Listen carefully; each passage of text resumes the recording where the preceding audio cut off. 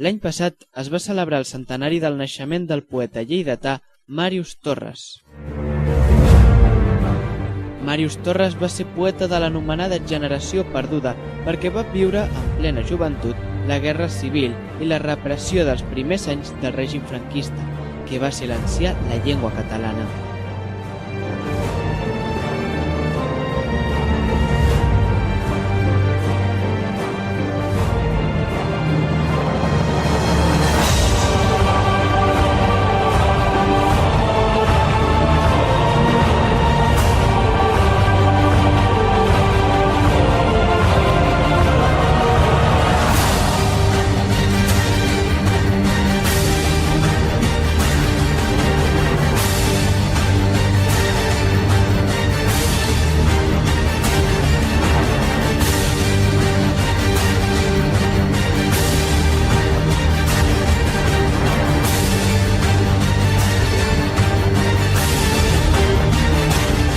A l'exterior, la guerra, però en el seu interior es lliurava la batalla contra un altre conflicte encara més intens, la tuberculosi.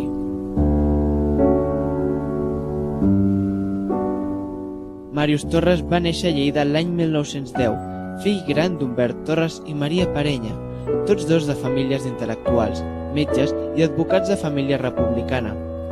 Als 18 anys va perdre la seva mare, que al cap de 10 anys recordarà amb el poema Presència.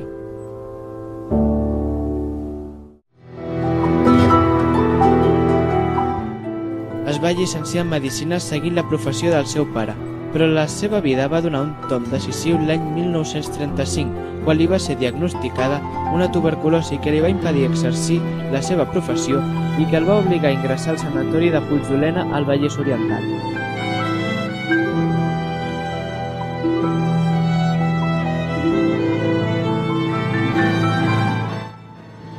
Durant la seva estada al sanatori, Màrius Torres coneix Mercè Figueres, també malalta, a la qual va demostrar un amor basat en el respecte i l'amistat.